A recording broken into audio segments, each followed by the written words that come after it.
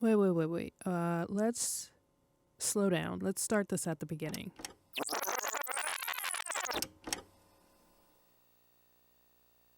I guess let's start with this collective birthday celebration.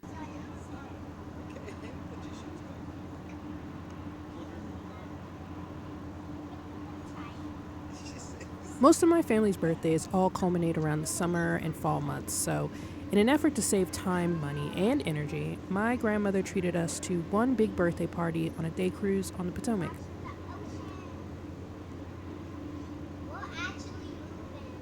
We are actually moving.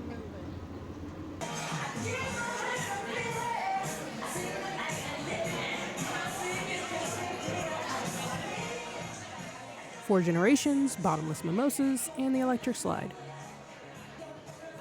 And even though we were all here sitting next to each other, eating together, drinking together, cha-chaing real smooth together, it felt like we were more floating further away from each other. We all had eyes on each other, but I couldn't tell you for the life of me what was going on in any of my family members' inner worlds. Which begged the question, was just physical proximity enough to bond us together? Is that all it takes to be a family? Required togetherness from time to time? What was everyone actually feeling? What was everyone actually thinking? Was that even important? Or was it more important that I was just there? Was just being there enough?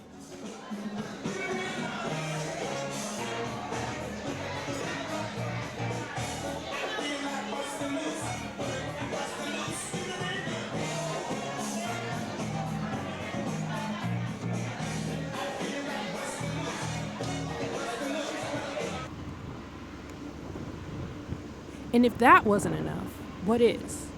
What exactly was I expecting or wanting? What more is there to life than all you can eat pancakes and the wobble? Anything?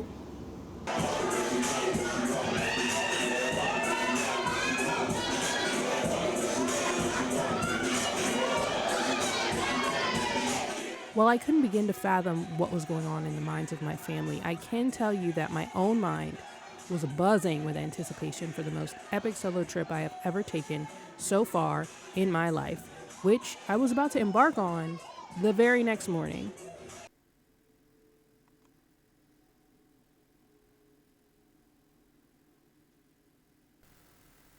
I am about to embark on quite the adventure, traveling through Europe for the next 2 weeks, pretty much on my own. I know that's not a big deal for most people, but this is the first time that I've ever done it. So I'm pretty nervous, but also pretty excited. So I just need to finish packing. And then, yeah, I think I'm on my way. And I'm trying to do my best to just let all the nerves just kind of like drain out of me. And it's raining today, which I didn't expect it to be rainy today. It's been really hot, but now it's rainy, and it's kind of a nice, chill mood. So I'm appreciating the vibes right now. But this is Epic Adventure Part 1.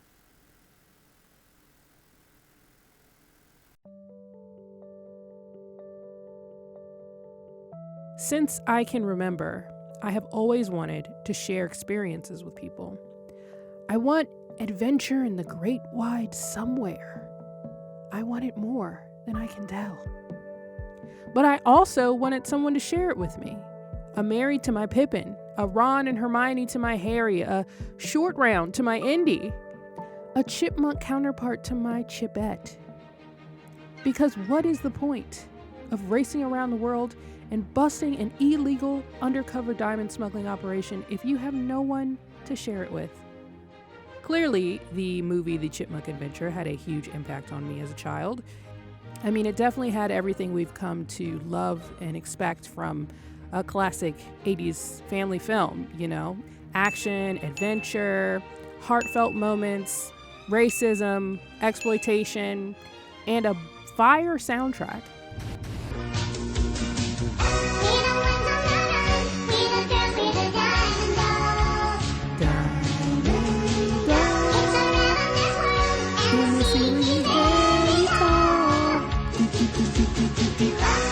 What do you mean the ceiling is tall? You're 9.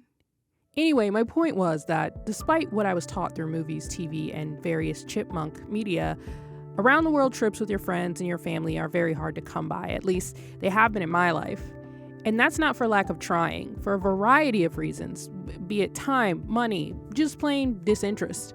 It felt like traveling with loved ones was becoming an impossible dream.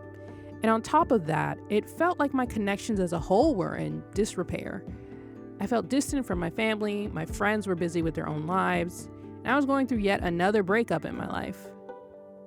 And the common denominator in all that, it seemed to be me. Maybe there was something I needed to fix within myself. Maybe my connection with myself was just being mirrored in all these other relationships. Maybe the person that I really needed to travel with was just myself. Assignment heard and accepted. By some miracle, I happened to get a scholarship for a literary pilgrimage to Manchester, England, with a company called Common Ground. They host trips that incorporate a beloved text and a theme to self-reflect. The theme for this trip was wandering.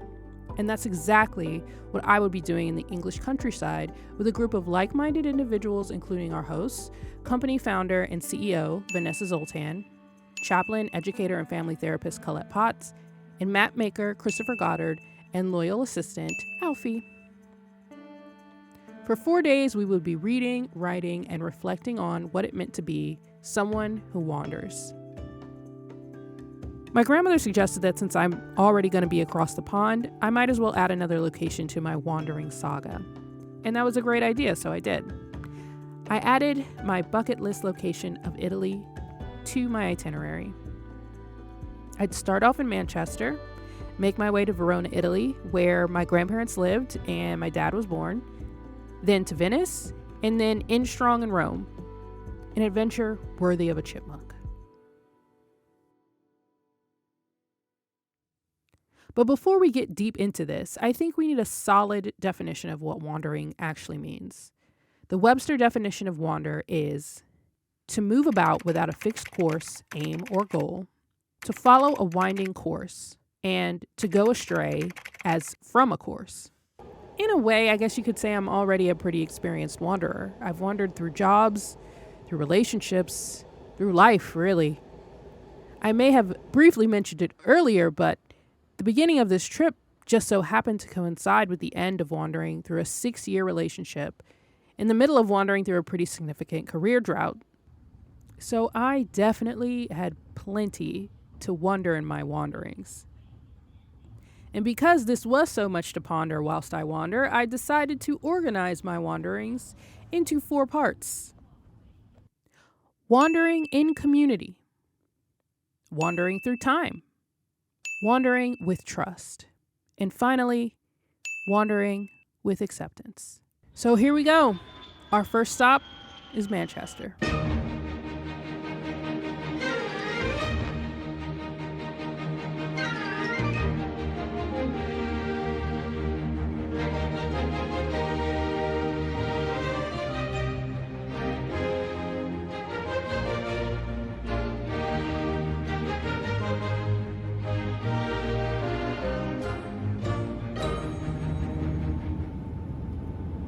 After landing in England, I met up with one of my fellow pilgrims, and we spent the day just hanging out in Manchester. Look at how many thrift stores there are. Oh, let's do it. I'm sure we can find something good.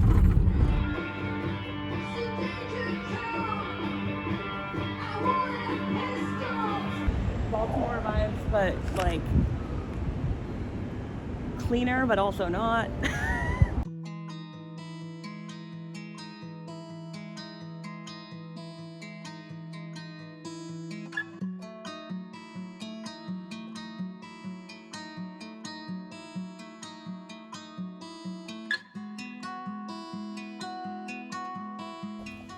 Day 2.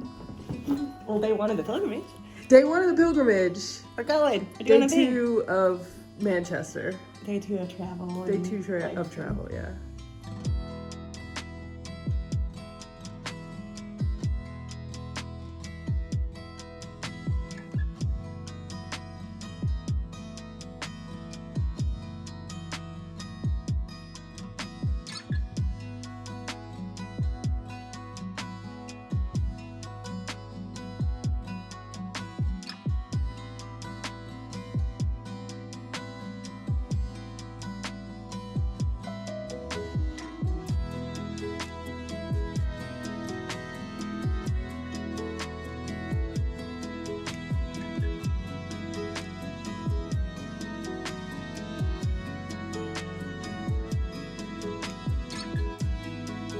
The next few days would consist of classes exploring our text and our overall theme, 2 hikes, one in Hepston Hall, the other in the Yorkshire Moors, and we were assigned another pilgrim who we would be giving a blessing to at our last class.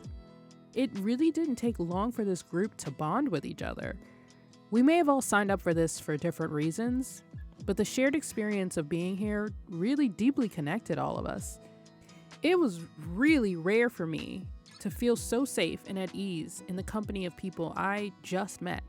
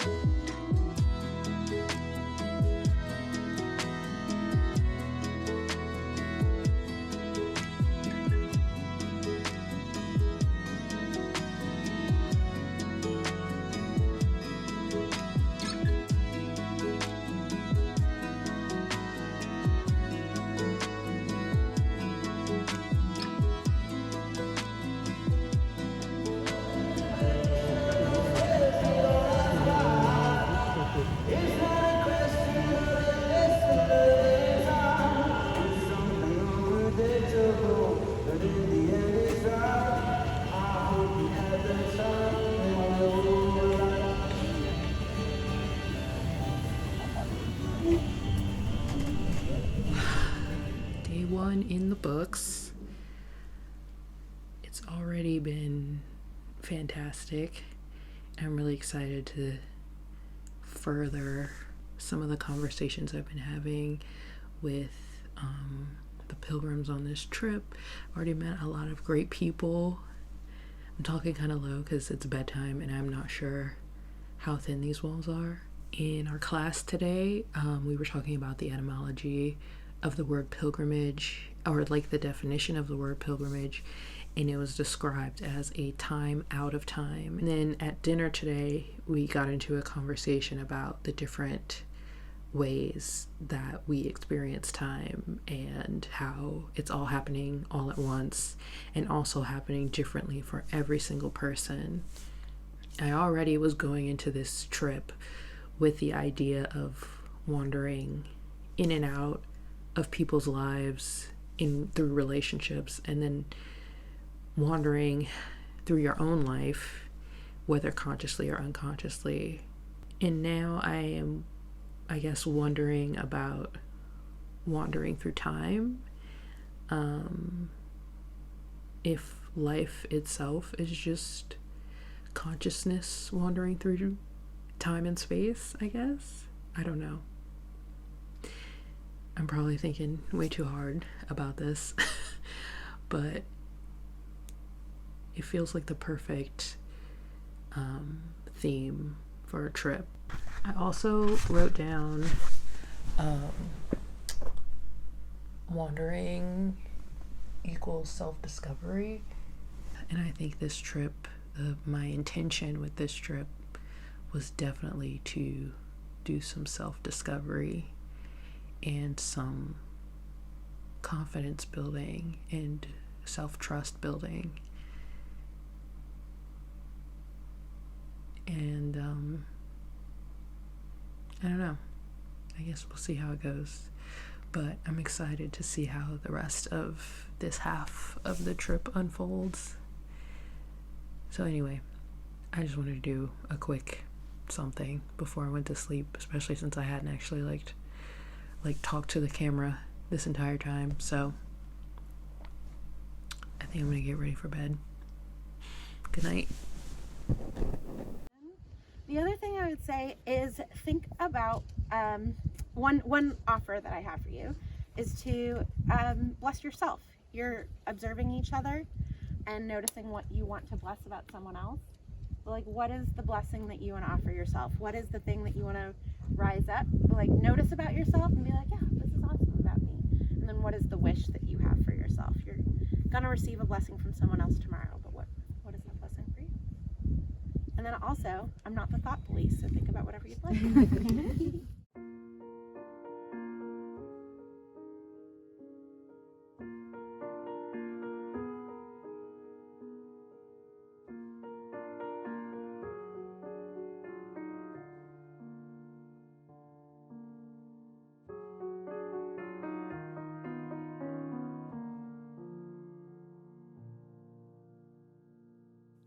When the time for blessings came, we all sat in a circle and they were handed out one by one, and I could feel my body tensing and shrinking in my chair as I watched and waited for my turn to come. I had already flown across the ocean, met a whole group of new people, wandered where I had never wandered before, but for some reason, being blessed, or maybe it was just being seen in front of a group of people, was more scary and vulnerable than anything I had done before.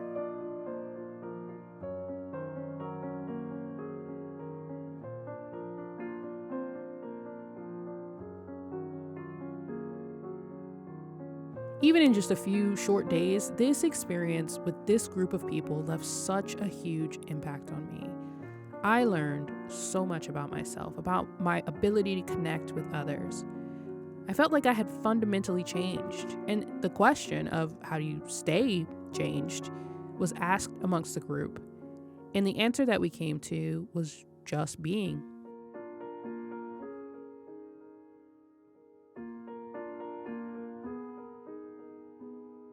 So often I find myself trying to prove to others who I think I'm supposed to be instead of just being. This group was so open and accepting, no one really needed to do any of that. I gather you're on a literary pilgrimage rather than a religious pilgrimage, reading your website. We could all just exist together. And funny how similar that sounds to what my family was doing on our cruise and how different this actually felt. Maybe because we were all just open to seeing one another and not any perceptions we had built up for one another or even for ourselves. And maybe that's what true community is, being seen. And in the end, that was the blessing that I received, to let myself be seen. That people actually wanted to see me, they wanted to hear me, and I shouldn't be afraid to make a splash.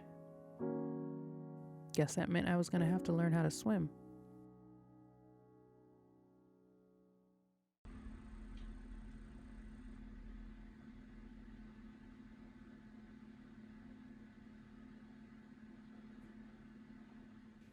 After the pilgrimage, I stayed for a night with my friend who lived a quick train ride away and had been to Italy and could give me personal recommendations on where to go and what to do, specifically in Venice. Say that like this is your personal guide to Venice. Okay. And and then give me the rundown of like what you just told me. Okay. Go for it. I'm rolling. Oh, you're rolling? Okay. Yeah. So, Carly, this is my personal guide to Venice, and I've spent months crafting this list, literally. And anywhere you go in Venice, because if you go from here over here, that's only a 15-minute walk. Anywhere you go, if you find yourself in need of anything, you can pull this up on your Google map and find something already filtered for you. I love it. It's just amazing. Enjoy. Thank you. Thank you. It was really great to get some one-on-one time with her, and it was a fantastic transition from being in a large group to getting ready to wander on my own. And funny enough, she was actually in her own transition from living on her own to moving in with her partner. So this would be the first and last time I'd visit her in this space. Funny how that worked out, you know? Ships in the night, all that.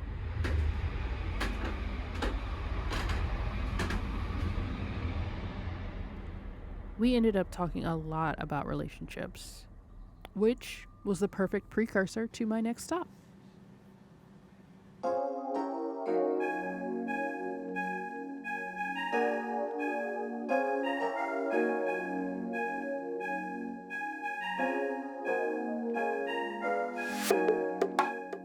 I have to say, in terms of romance, Paris has nothing on Verona. This is the city of romance.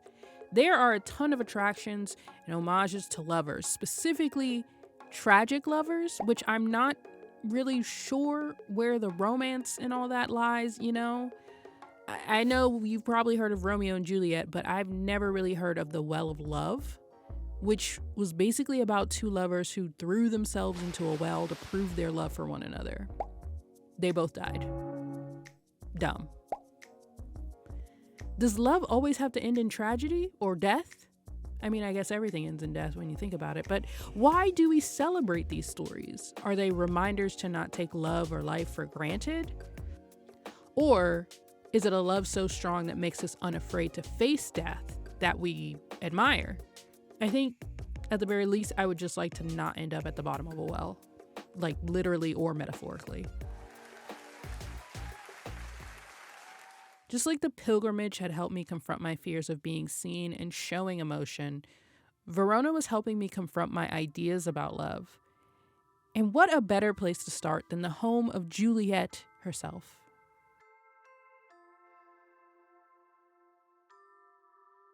Now, you may be wondering, is this really the house of Juliet? Like, is this really the balcony where Romeo professes love? And the answer is no. All of this is fake. This is basically a giant tourist trap, but I kind of loved it. And it's basically just filled with knickknacks, pottery, and a bunch of memorabilia from the 1968 Romeo and Juliet movie, and tons of love letters. And while the house may be fake, the letters and the locks that people leave behind to represent their relationship are very real. People come here looking for real answers about their love lives. That alone, to me, makes it authentic. I think it's well worth the visit.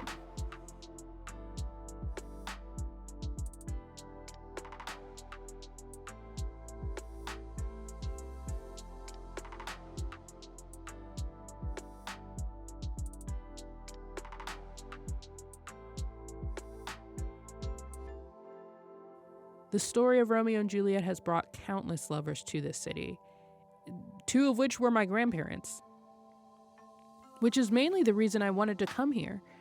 My grandparents lived in an apartment in Verona back in 1956. My grandmother has told me a little bit about the time that she got to spend here, and after hearing all her stories, my main goal was trying to see if I could find her old flat while I was here. And find it, I did. Now, in an ideal world, the person living here would have just come out just in time to see me, and also miraculously would be fluent in English and would have invited me up to take pictures. That, of course, did not happen. But it was still amazing to be able to walk through the main square and just retrace my grandmother's footsteps. And, of course, I gave her a call while I was outside her old place.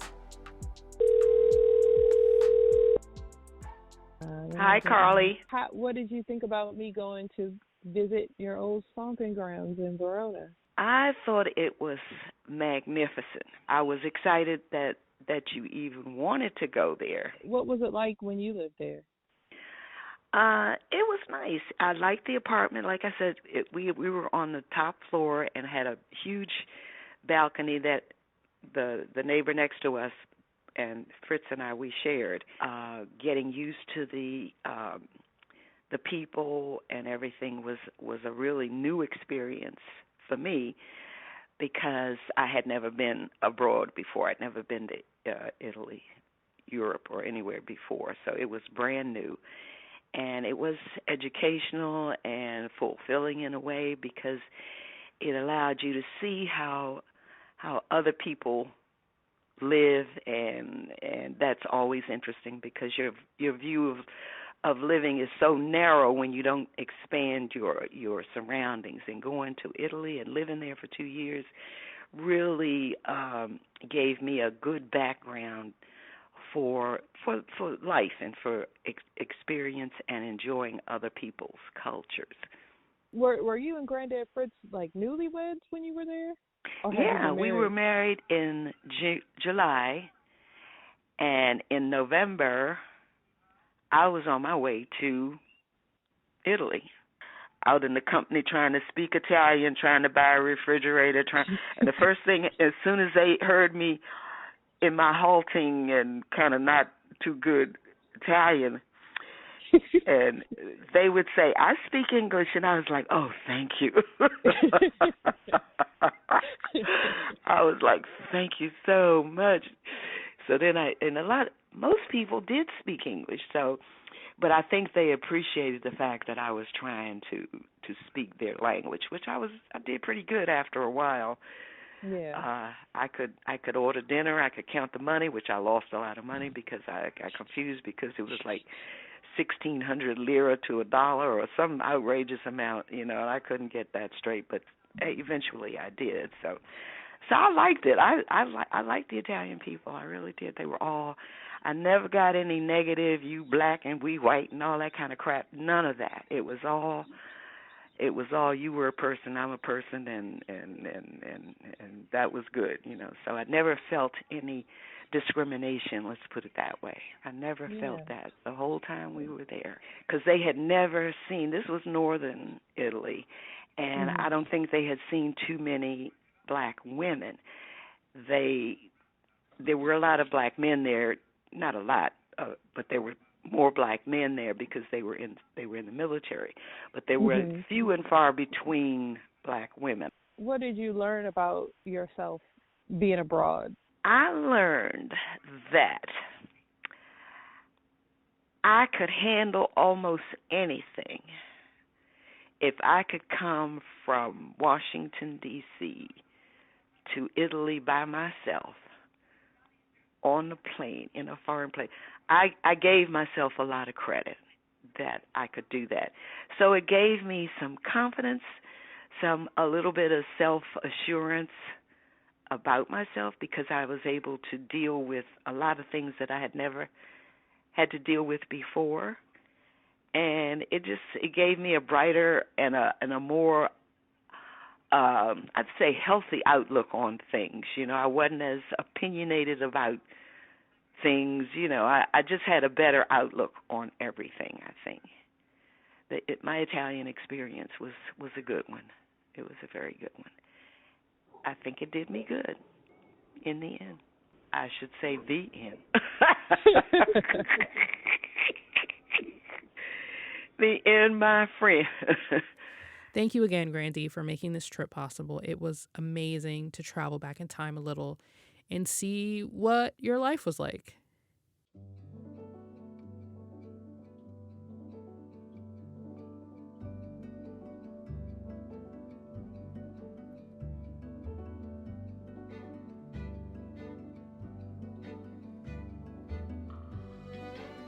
Not only did I get to travel back to the time of one of my grandmother's relationships, but I also got to revisit one of my own, in a way.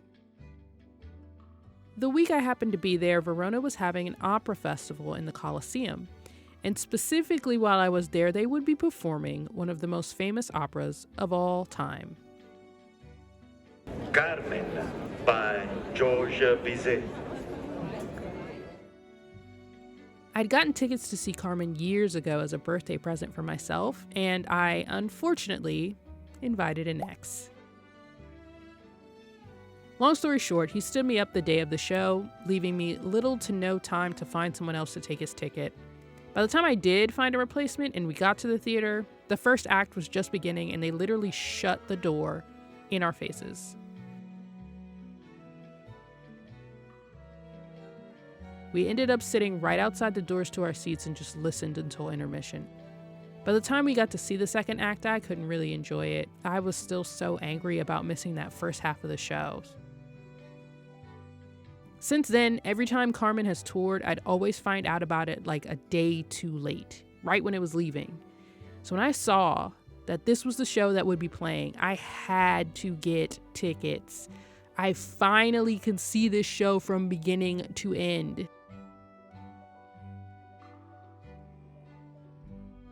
To say that my relationship with this ex was emotionally tumultuous would be putting it mildly. Even though we were together more than several years ago, I still felt some of the waves of regret and hurt, and it honestly continued to affect me even though he wasn't physically around. I've often been told that time heals all wounds, but I strongly disagree.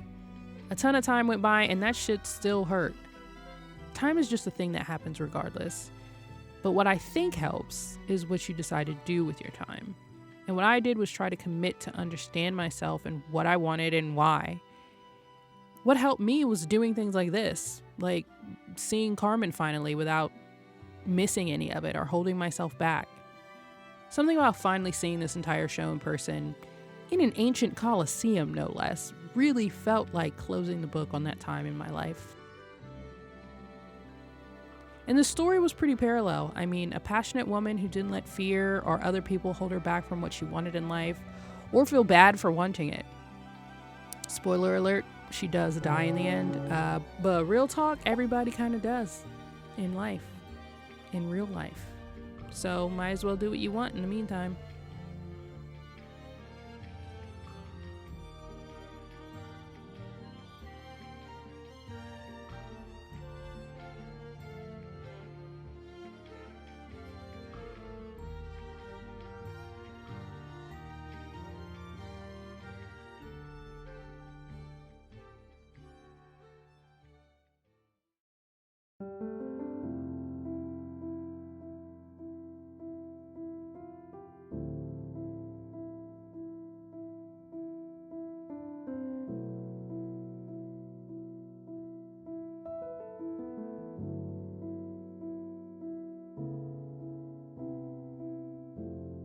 I'd already spent the day before checking out Juliet's house, but I thought it'd be a cool experience to sign up to be one of her secretaries for a day.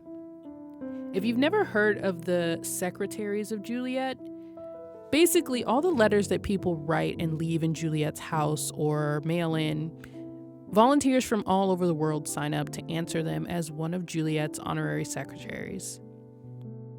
I cannot begin to express to you what an amazing experience this was. While I had closed the book on one old relationship, I was still in the process of healing from a more recent one. And I was really questioning if I could handle what would happen next in my life. If there was a point to any of this romantic lovey-dovey stuff. I mean, look what happened to Romeo and Juliet. Look what happened to Carmen. Look what happened in my own relationships in my own life. So I was really questioning, what is the point? In every single letter that I completely picked at random, mind you, was someone asking the same kinds of questions and healing from similar situations. It was like writing to myself. It was like giving myself advice and reassurance. One of the letters was from a single person second-guessing themselves, asking how to know when you found the right person. Another one was from a woman who had been engaged for over a year and wanted advice on how to be a wife. But the one that really hit me was a 3-page letter from a woman who was healing from a painful breakup. She was putting herself back out there, and she was afraid of love. She wrote, "I think this previous partner has corrupted my idea of love. I think I'm scared to love someone like that again. Not just because I'm scared of being broken again, but because if I can love someone like that again, with such a deep connection, then it wasn't a unique experience. Our love wasn't just for us. I've heard people write to you and ask for luck and advice in love. I'm lonely and tired of the effort it takes to try and connect with another person. No one seems to be interested in me. I don't know what I've done wrong. People say Romeo and Juliet's love was eternal, that they couldn't live without each other. But they were only 16. How could we know that their love would have lasted? Trying to look forward." I felt so deeply for these women and could see myself so clearly in their experiences. Hearing their stories and wanting to give them hope gave me hope. And most importantly, reassurance that whatever was going to happen, I was going to be okay. My response to looking forward went something like this.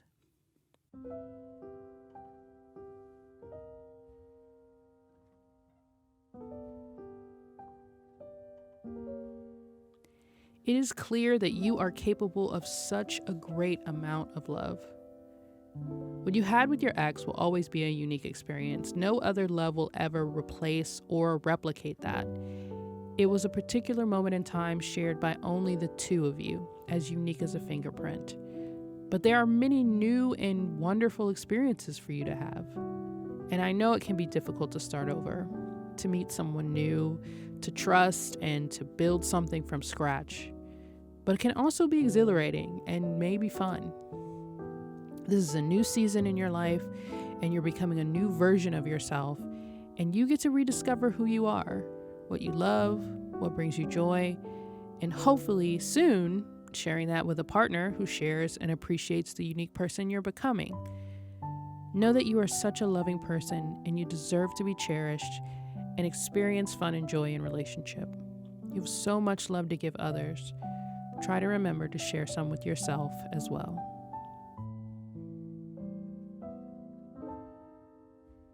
I can't say what would have happened between Romeo and I, but what I can say is that I loved every moment of what we did share, and I will cherish it always.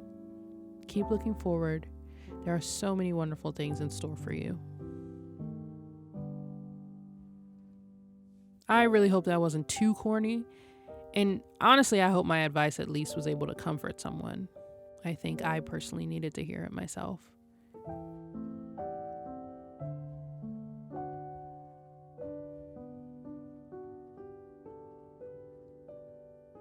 Out of everything that happened in Verona, and a lot of amazing things happened in Verona, this was the most magical and memorable experience, and I am so beyond grateful for it.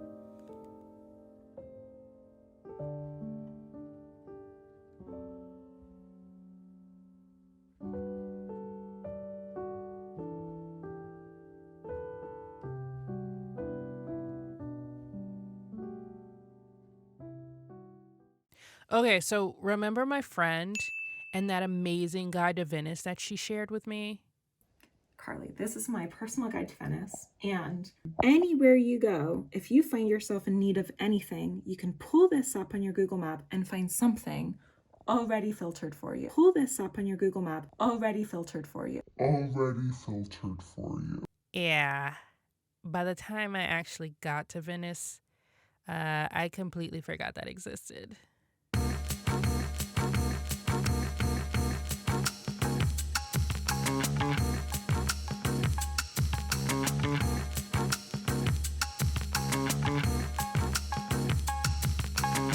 Venice is more or less kind of a beach town. There actually is a beach, like with sand and everything. I didn't go there, but I was informed of its existence. Just being near the water gives me beach town vibes, which naturally made me want to slow down and go with the flow. And I was pretty tired after all that emotional growth from the past couple days, so slowing down sounded like a really good idea to me. But ironically, instead of slowing down, everything was starting to ramp up because there were tons more tourists here. Things were costing a lot more, and there was more to see in less time because I was only here for a couple of days. Even still, I didn't want to force anything or try to cram a bunch of activity in. I was willing to let Venice show me what it wanted me to see. And I was going to let whatever wanted to happen, happen. And happen it did. I told a friend before I left that I wouldn't go down any strange, dark alleyways. And I definitely need to apologize to him because Venice is made entirely of strange, dark alleyways. And it's kind of easy to get turned around if you don't really pay attention. Normally getting lost like this would inspire a bit of a panic within me. And I'm not going to lie, I did get a little anxious. But I also decided that wherever I ended up would be exactly where I needed it to be. And lo and behold, I found an amazing little restaurant right by the canal with live music playing right in front of me. I honestly don't think I could have chosen a better spot for myself to end up at.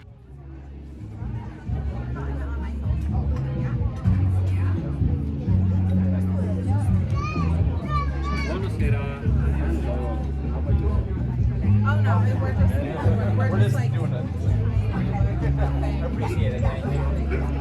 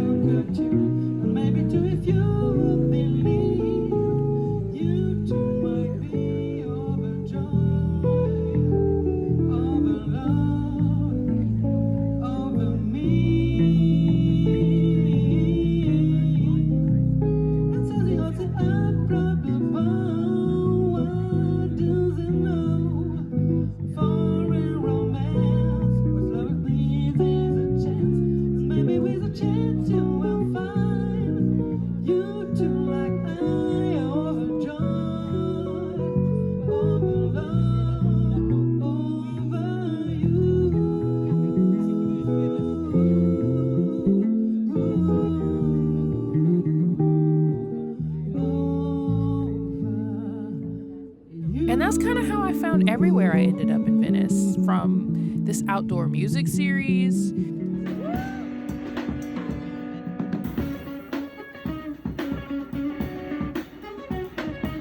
to this tiny toy museum,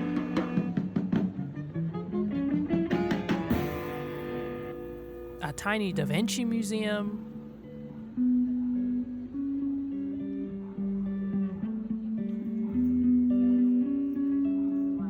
and the absolute best meal I've had in Italy so far. I didn't know anything about this restaurant beforehand, but boy am I glad I stumbled on it. There's a ton of tourist traps in Venice that are touting the best pasta, which you shouldn't have to advertise good pasta in Italy in my humble opinion, but if a random guy is sweet talking you into believing they have a great Alfredo, it's probably not.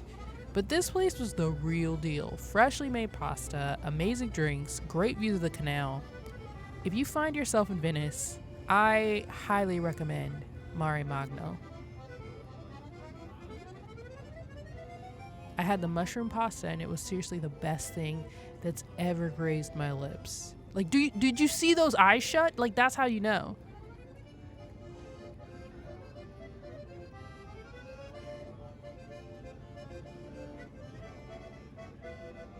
The only real goal I had while I was in Venice was to take an infamous gondola ride.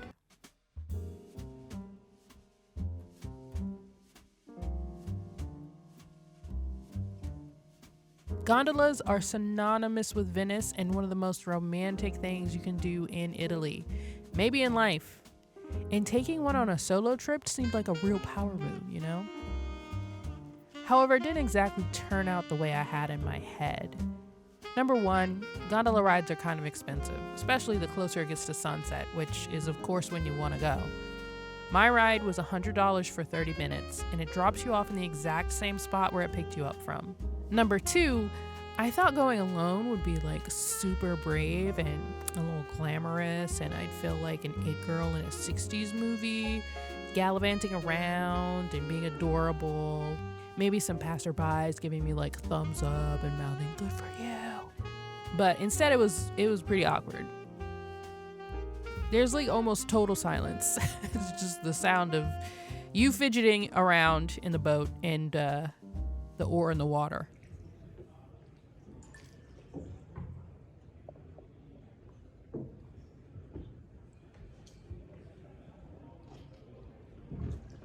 Very quiet, man. Yeah. Do you have to get a license to drive a gondola? Yeah? Is it hard? A little bit. Yeah.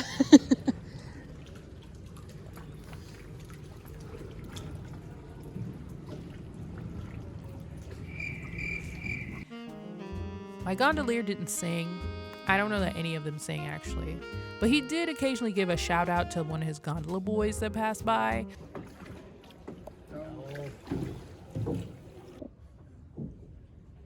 Remy. Lucky girl. Or he'd give me like a random history nugget or two before returning to total and awkward silence. This building on the right side, is a theater. Oh, cool. Teatro Malibrand. Is it still a theater today? Still in use, yes. Before the theater in the 13th century was the houses of Marco Polo. Oh, wow. Look at this building in front of you. This one? Yeah. Palazzo da Mosto. What's it called? Da Mosto. Da Mosto? 11th century. Ah. It's a restaurant now? Restaurant and hotel. Ah, okay. I could also kind of feel the pity radiating from him when he realized I was alone. And to be clear, we passed many, many other boats, and I was the only one by myself. Was it awful? Not at all. Would I do it again? If I was alone? Absolutely not. This really is a group activity, to be sure. I can imagine a lot of giggles and gaggles being had if I were in a group. And of course, it'd be super romantic with a partner. It's quiet, you go down lots of alleys and hideaways, so lots of opportunities to cuddle and canoodle. And the views are spectacular, but honestly, you can get the same views taking the water taxi for a lot cheaper. And it'll take you to different parts of the city, so you can wander a little bit more efficiently. Overall, I give it a 6 out of 10. But maybe one day I'll come back in different circumstances, and who knows? Could be a totally different experience. I don't know, I still think the water taxi is more efficient.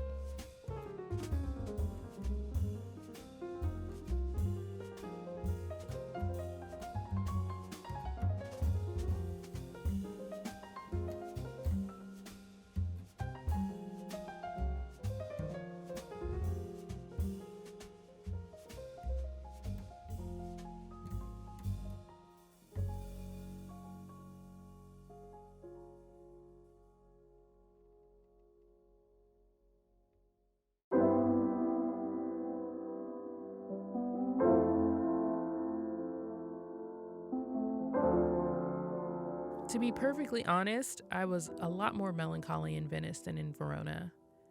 Verona may be geared towards couples with their romance tourism, but there's a ton of couples in Venice. I even ran into a couple that had just gotten married the day before. They asked me if I knew where a good restaurant was. I did. Something about wandering around the canals at night, while very adventurous and somewhat empowering, that I was, navigating this maze by myself, still felt kind of lonely. Did being alone make my experience any less valuable? Absolutely not. But I still had that longing to share this with someone. At the same time, I think I was slowly starting to be just okay with that feeling. Wanting something isn't necessarily bad, nor does it negate from the experience I was currently having. I guess what I was starting to process and what I'm trying to say is that I was starting to accept the way I felt without any real need to change it or feel bad about it in the moment. Luckily enough, that feeling of loneliness was very short-lived because a train bringing in tons more tourists came in the next morning, and I was completely over it. When I say Venice was crowded, I mean it was crowded, and more people was definitely my signal to get the hell out of there. All right, on to the last stop.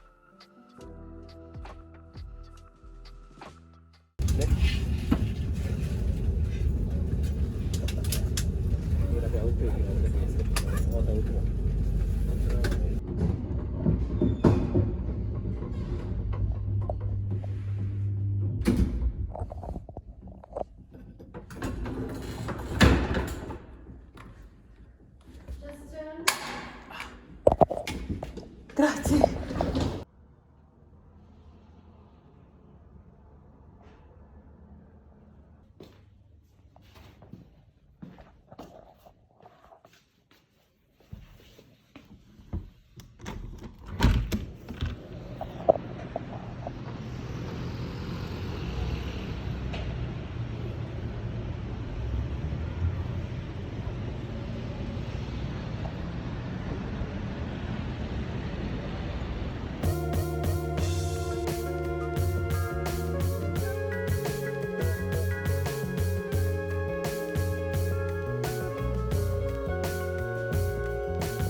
There are so many amazing movies set in Rome that inspired me growing up.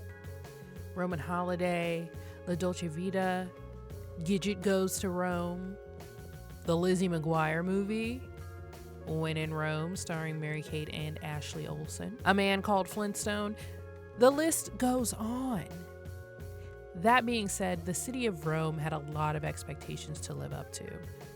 And while I didn't see Mary-Kate or Ashley, I did see a lot of Batman. It was also ironic because I was having weird dreams about bats, specifically that I threw my ex in the air and he turned into a bat and flew away. From my very limited research that consisted of a quick Google search, I found out that bat symbolism in dreams could mean a couple of things: a significant change, rebirth, shedding of the past, and a need to look for light. That definitely made this little encounter a lot more surreal.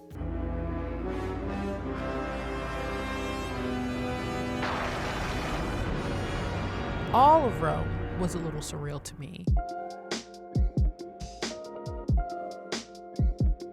Being surrounded by ancient works of art, one of the 7 wonders of the world, and most importantly, some of the best food in the world. We already got the love and the pray part out of the way. Now it's time to indulge. And what's more indulgent than dessert? My first gelato since I had been in Italy was at Flor Gelato Italiano. 10 out of 10. Highly recommend. I got the pistachio and mixed berries, and I have no regrets whatsoever. It's not far from the Colosseum either, so you can grub with a view. In between my wanderings, I saw a huge line in between the piazzas and decided if this many people are lined up, whatever they're waiting for has got to be good. And I was right, because the line that I had now found myself in was for the legendary sandwich shop, Antico Vinaio, whose tagline is literally home of the world's best sandwiches. I had never heard of this place until that day, and boy, oh boy, I was glad I stumbled upon it. Because when they said the world's best sandwich, they weren't kidding. I got the number 1, which was a roast suckling pig, cream of onion, roast potato cream. Lots of cream. And it may have been the best sandwich I've ever had in my entire life.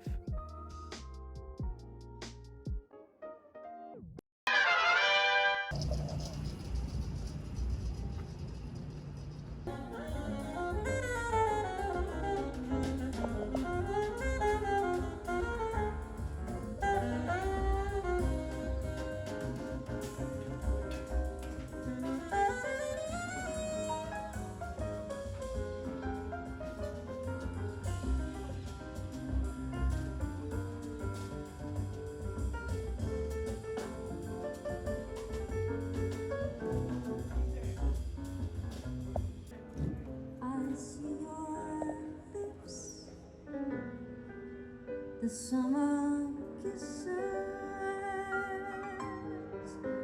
the summer hands I used to hold.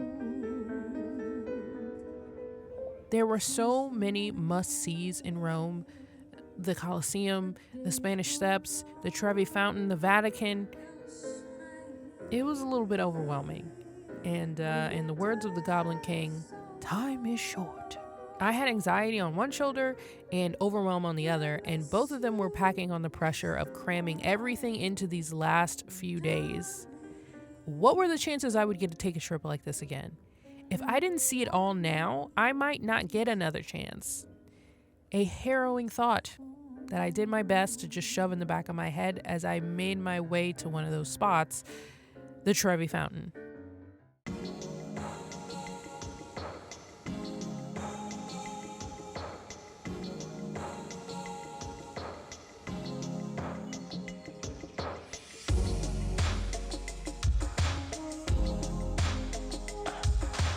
Which is probably not the best place to be if you're trying to fight anxiety. Most of the images you've probably seen of the Trevi Fountain look something like this. Peaceful, serene, empty. But in reality, this is more like what you're going to be working with. But don't let the crowd intimidate you. It is possible to make your way down near the water. And you can even carve out a spot to relax if you're patient enough. Of course, I had to make a wish and throw in a coin because, when in Rome. Now, I can't tell you what my wish was. One, because if I told you, it wouldn't come true. And two, because I don't actually remember. I also drank from the famous Fontana degli Innamorati, also known as the Lover's Fountain.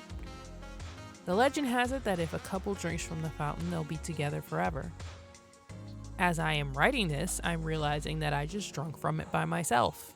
So I hope that doesn't mean I'll stay single forever. Whoops. Oh well, a gal was thirsty.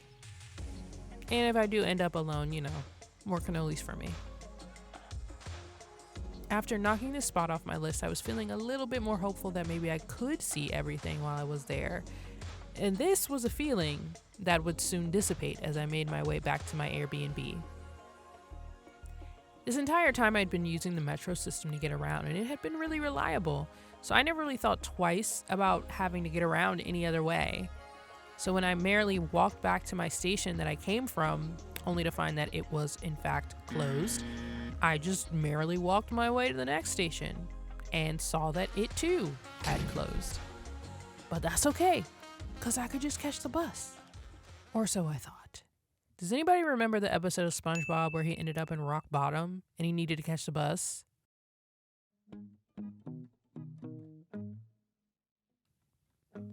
I missed every single bus. I watched every single one zoom down the road without me on it. At which point I angrily and tiredly just made the decision that I was going to walk the 2+ mile journey back to the Airbnb along the highway at night, alone in a foreign city. Was this a smart decision? No. Would I do it again? Absolutely not. 1 out of 10 would advise against this strongly, even with the heightened superpowers that my state of anger gave me. But as mad as I was at the time, I'm kind of grateful for it now, because that walk not only let me see a part of Rome I definitely would not have seen otherwise, it also gave me a chance to cool down and accept that, whatever I was going to experience was going to have to be enough in the time that I had. This wasn't a test. I wasn't going to get it wrong. And there was no one there to be disappointed with me other than me. Everything was going to be okay. I could just relax. I did end up seeing a few more must-sees. But surprisingly, my favorite part of Rome was a local food tour hosted by a company called No Diet Tours.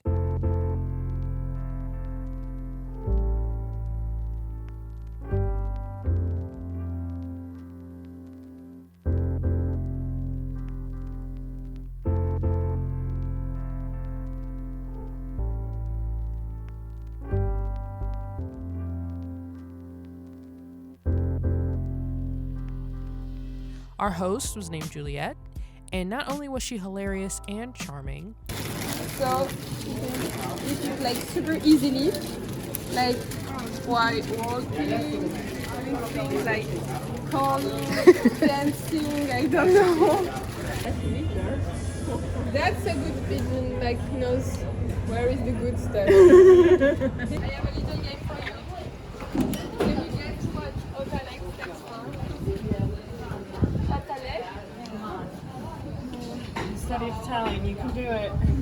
No, it's like gelato. Ah. Wow.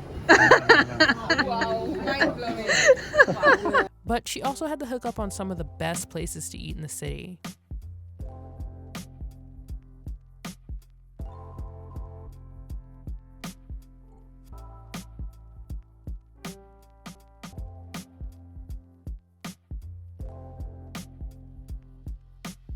All this food was to die for. And there's no way I would have found these places on my own. So thank you to Juliet. And I also got to meet a couple other tourists and make a couple connections. So that was also really cool.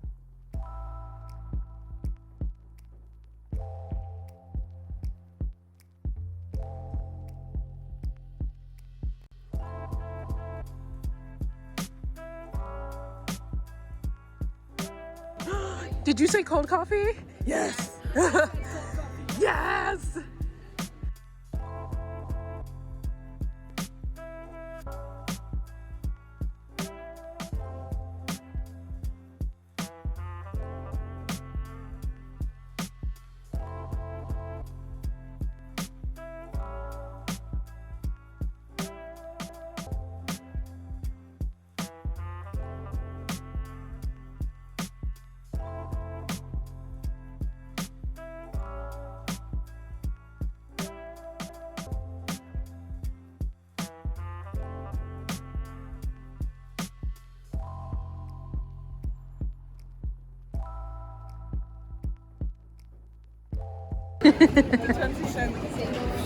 Yes.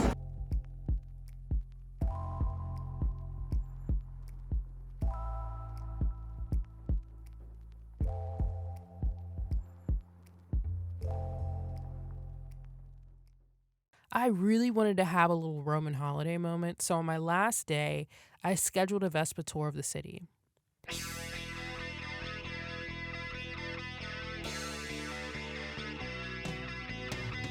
Unfortunately, due to mechanical issues, it got canceled.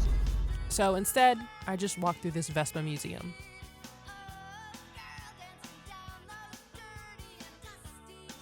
Not quite what I had in mind, but a close second or third. Plus they had air conditioning, which at this point was a higher priority.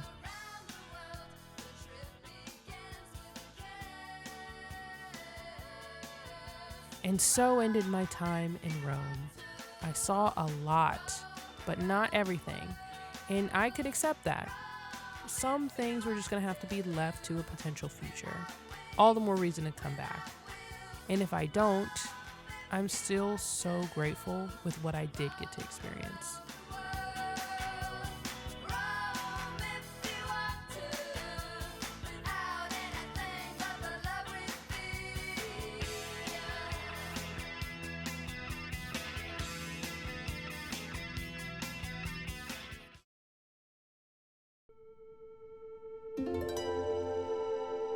Come with me.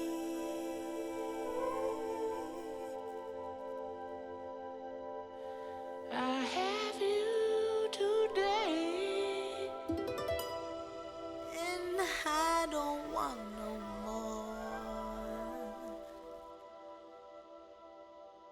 I don't want tomorrow. I don't want tomorrow. It's promises or it's aim.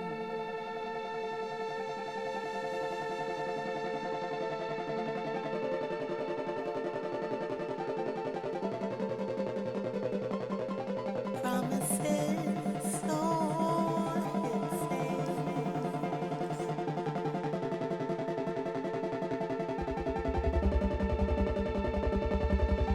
I started out on this journey with some big questions. Was I enough? Was I worthy enough, as is, to be in connection with others? What is a worthy connection? What is connection? How do I know when it's happening? What is love? Baby, don't hurt me. Seriously though, what does it mean to be in love with another person, to love another person? And after 2 weeks of wandering, what exactly did I come home with? Besides this expensive vinyl toy from the Toy Museum in Venice. Well, I learned that amatriciana is the best pasta of all time. I will fight you on that. I learned the Vatican has its own post office. I learned that I needed to stop ignoring when things are hard for me. That it was going to take some work for me to open up to blessings from other people. That others actually valued my voice and perspective. That we were all asking similar questions and yearning for similar things.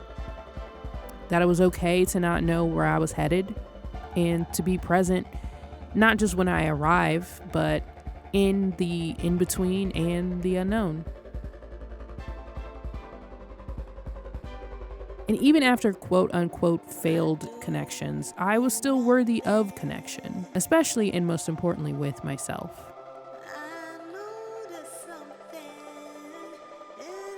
And the intention and experience of being more in connection with myself helped me wander into more connections with so many other people.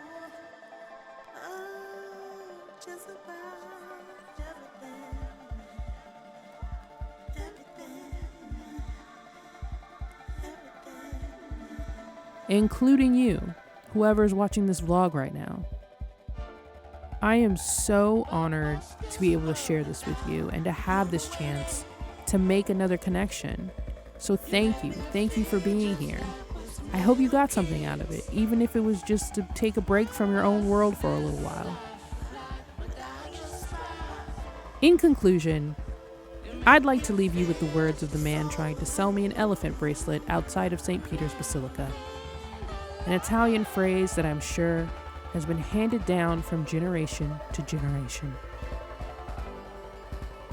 Sista, sista, jumbo, jumbo, Hakuna Matata.